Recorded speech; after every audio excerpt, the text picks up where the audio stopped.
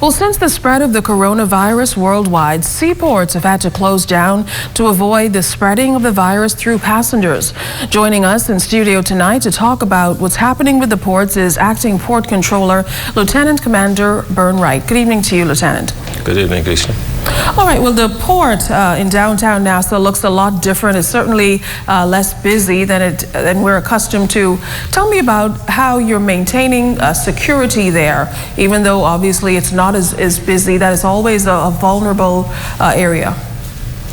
The port in Nassau is an ISPS compliant facility.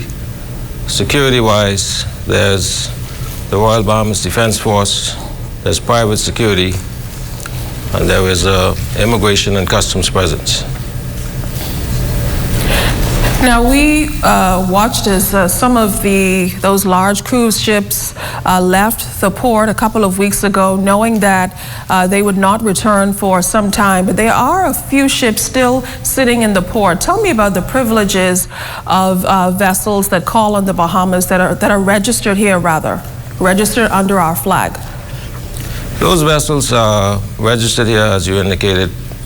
The Bahamas, like other countries, Panama, Liberia, are considered flags of convenience. So in times like these, they're allowed to lay over within the jurisdiction of the Bahamas. What about Family Island ports? How do you make sure that they are secure? There are so many ways and so many directions through which ships can move. From the government port facilities standpoint, they're only dealing with cargo at this time, so the standard security protocols are in place. When it comes to private islands or private port facilities, the security is maintained by a private security. All right. And finally, are there any concerns from clients who are using the port about the curfew and security in that area, those private boaters?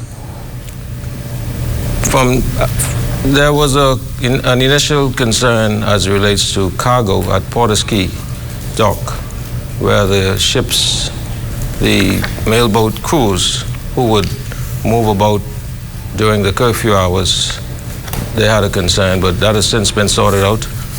Their names are now with the police, so that is no longer an issue. So there are no other major concerns. All right, thank you very much, Acting Port Controller Bern Wright, speaking with us tonight. Thanks again.